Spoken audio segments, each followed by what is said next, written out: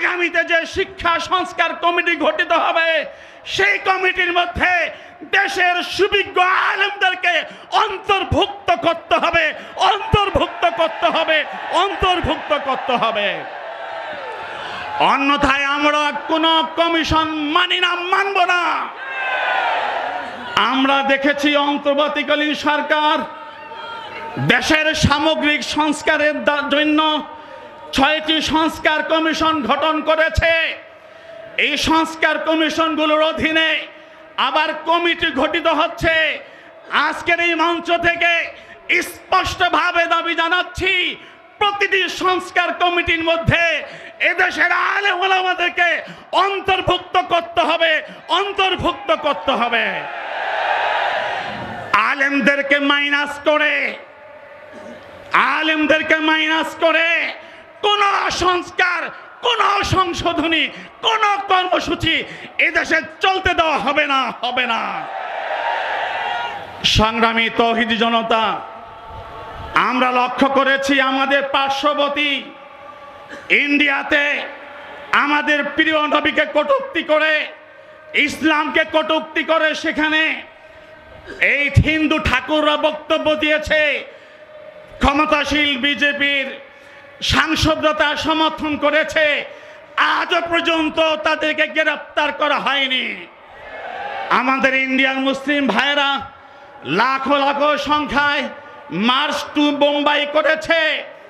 আমি স্পষ্টভাবে বলতে চাই, আগামী 24 ঘন্টার মধ্যে যদি এই কটূক্তিকারীদেরকে আইনে আওতায় আনা না হয়, তাহলে প্রয়োজনে আল্লামা মামুনুল হক সাহেব সহ বাংলাদেশের শীর্ষ আলেমদের নেতৃত্বে মার্চ টু ইন্ডিয়া করা হবে, মার্চ টু ইন্ডিয়া করা হবে, মার্চ টু ইন্ডিয়া করা হবে।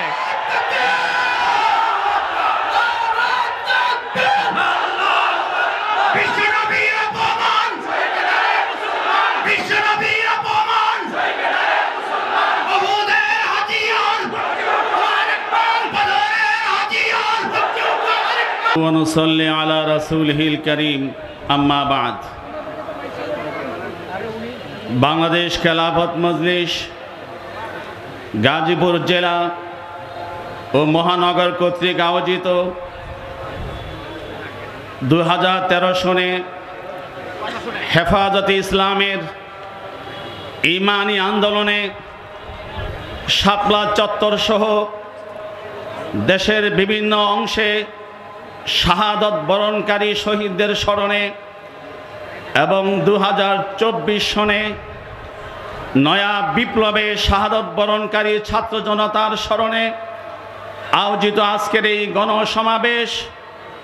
গণসমাবেশের মোহতারাম সভাপতি, আমন্ত্রিত জাতীয় নেতৃবৃন্দ, কিছুক্ষণের মধ্যেই আগমন করবেন বাংলাদেশ খেলাফত মজলিসের সংগ্রামী মহাসচিব, হেফাজতে ইসলাম বাংলাদেশের ঢাকা মহানগরের বিপ্লবী মহাসচিব শেখুল হাদিস আল্লামা আজিজুল হক সাহেব রহমতুল্লাহি আলাইহির সুযোগ্য উত্তরসূরি শেখুল হাদিস ইবনে শেখুল হাদিস আল্লামা মামুনুল হক সাহেব সহ জেলা এবং মহানগরের সকল নেতাকর্মী, সমবেত তৌহিদি জনতা, আমি শুরুতেই আজকের এই আয়োজনের জন্য বাংলাদেশ খেলাফত মজলিস গাজীপুর জেলা ও মহানগর কমিটি এবং কর্মীদেরকে আন্তরিকভাবে মোবারকবাদ জানাচ্ছি। আল্লামা মামুনুল হকের এই গাজীপুরে আগমন শুধু খেলাফত মজলিস নয়, এই জেলার প্রতিটি হকপন্থী ইসলামী রাজনৈতিক সংগঠনের মধ্যে জজবা এবং চেতনা জাগ্রত করবে এবং সকল সংগঠনকে অভিষ্ট লক্ষ্যে এগিয়ে যাওয়ার জন্য আজকের এই সমাবেশ বিশেষ ভূমিকা রাখবে বলে আমি আশা করছি। সংগ্রামী ছাত্র বন্ধুরা, সংগ্রামী ওলামায়ে কেরাম, আমি আপনাদেরকে স্মরণ করিয়ে দিতে চাই, দ্বিতীয় খলিফা উমর ফারুক রাদিয়াল্লাহু আনহুর যুগে শতাব্দী পর শতাব্দী, সহস্রাব্দের পর সহস্রাব্দ ফেরাউনি স্বৈরাচারের শিকার মিশরকে যখন সাহাবী আমর ইবনে আসের নেতৃত্বে জয় করা হয়েছিল। সে সাহাবী আমর ইবনে আস রাদিয়াল্লাহু তাআলা আনহু সেই দিন তার সমবেত সৈনিকদেরকে একটি কথা স্মরণ করিয়ে দিয়েছিলেন। আমর ইবনে আস বলেছিলেন, হে মিশর বিজয়ী সেনাবাহিনী, রাসূলের সাহাবী, সাহাবীদের তাবেঈগণ, মুসলিম মুজাহিদগণ, তোমাদেরকে মনে রাখতে হবে, আনতুম ফি রিবাতিন খাইলিন দাইমিন, তোমরা মিশর জয় করেছো, মিশর জয় করার পরে উদাসীন হলে চলবে না, তোমরা একটি রাষ্ট্রের অতন্ত্র প্রহরী, তোমাদেরকে সদা জাগরুক থাকতে হবে। সেই সূত্র ধরে আমিও বলতে চাই, পতিত স্বৈরাচারের দেশি বিদেশি এজেন্টরা আমাদের অর্জিত নয়া বিপ্লবকে, নয়া স্বাধীনতাকে নস্যাৎ করে আবার স্বৈরাচারকে পুনঃপ্রতিষ্ঠার ষড়যন্ত্র করছে। সেই ষড়যন্ত্রের বিরুদ্ধে দল মত নির্বিশেষে সকলকে সজাগ থাকতে হবে।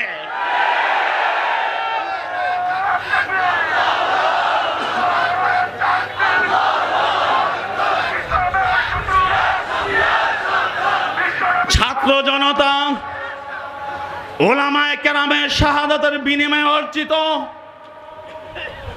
দ্বিতীয় বিপ্লব, দ্বিতীয় স্বাধীনতার ফলশ্রুতিতে যেই অন্তর্বর্তীকালীন সরকার গঠিত হয়েছে, আমি স্পষ্টভাবে এই সরকারকে স্মরণ করিয়ে দিতে চাই, তাদের কিছু কিছু কর্মকাণ্ড থেকে প্রকাশ পাচ্ছে তারা গোপনে গোপনে দেশি বিদেশি নানা এজেন্টের এজেন্ডা বাস্তবায়নে ধীরে ধীরে অগ্রসর হচ্ছে।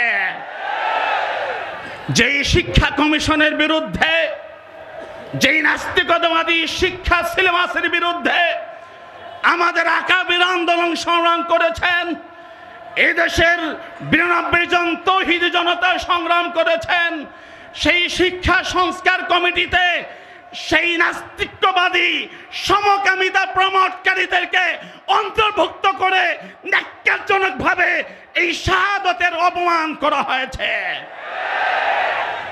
আমরা শুনতে পেয়েছি সেই শিক্ষা সংস্কার কমিটিকে বাতিল করা হয়েছে। যদি তাই সত্য হয়, আমাদের আন্দোলনে এক ধাপ আগিয়েছে, শেষ হয়নি। আগামীতে যে শিক্ষা সংস্কার কমিটি গঠিত হবে, সেই কমিটির মধ্যে দেশের সুবিজ্ঞ আলেমদেরকে অন্তর্ভুক্ত করতে হবে, অন্তর্ভুক্ত করতে হবে, অন্তর্ভুক্ত করতে হবে। অন্যথায় আমরা কোনো কমিশন মানি না, মানব না।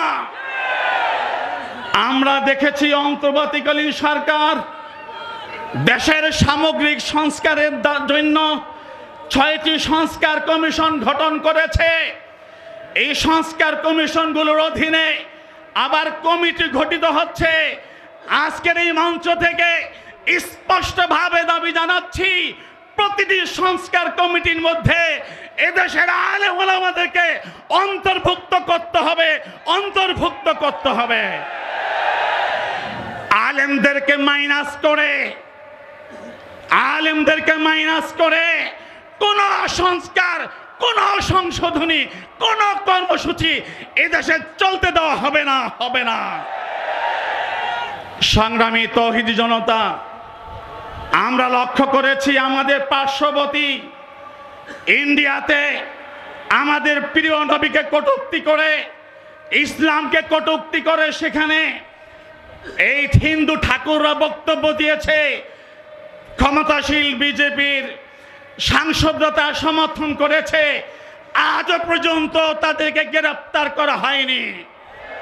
আমাদের ইন্ডিয়ান মুসলিম ভাইয়েরা লাখো লাখো সংখ্যায় মার্চ টু বোম্বাই করেছে। আমি স্পষ্টভাবে বলতে চাই, আগামী ২৪ ঘন্টার মধ্যে যদি এই কটূক্তিকারীদেরকে আইনে আওতায় আনা না হয়, তাহলে প্রয়োজনে আল্লামা মামুনুল হক সাহেব সহ বাংলাদেশের শীর্ষ আলেমদের নেতৃত্বে মার্চ টু ইন্ডিয়া করা হবে, মার্চ টু ইন্ডিয়া করা হবে, মার্চ টু ইন্ডিয়া করা হবে।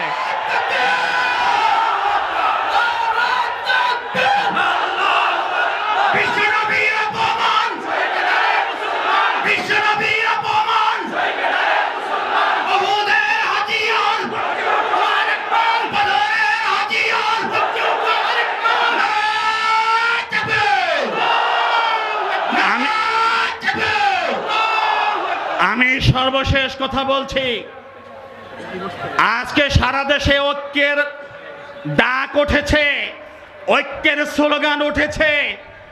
আমি বলতে চাই, আমাদের হক্কানি সিলসিলার যে সকল রাজনৈতিক দল আছে, বাংলাদেশ খেলাফত মজলিস,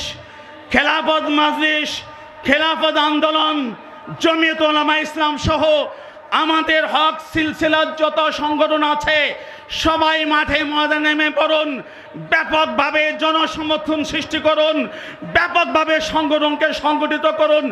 আগামী নির্বাচনে আমরা কারো সাথে ঐক্য করব না, গোটা জাতি আমাদের সঙ্গে ঐক্য করতে বাধ্য হবে। আমরা আর মুক্তাদি হব না। আগামীতে আলেমরা ইমাম হবে, মসজিদে ইমাম, খুতবা ইমাম, ইজ্জাতে ইমাম, রাজনীতির ময়দানে আলেমরা ইমাম হবে। আমরা মুক্তাদি হব না, কখনো হয়নি, কথা ঠিক আছে। কাজেই আমাদেরকে কাজ করতে হবে, মাঠে ময়দানে কাজ করতে হবে। ঐক্য বলে আজকে আমাদের কর্মস্পৃহাকে বিনষ্ট করার একটি গোপন ষড়যন্ত্র চলছে। ওই ষড়যন্ত্রে পা দেওয়া যাবে না। যখন নির্বাচন আসবে, ঐক্যের প্রশ্ন আসবে, আমাদের শীর্ষ মুরব্বীরা আমাদেরকে যা ফয়সালা করে তাই করব। এখন আমাদের কাজ যার যার অবস্থানে তার সংগঠনকে শক্তিশালী করা। কথা একটাই, আমরা জাতির ইমাম হব, আমরা কারো মুক্তাদি হব না, মুক্তাদি হব না, মুক্তাদি হব না। ওমা আলাইনা ইল্লাল বালাগ।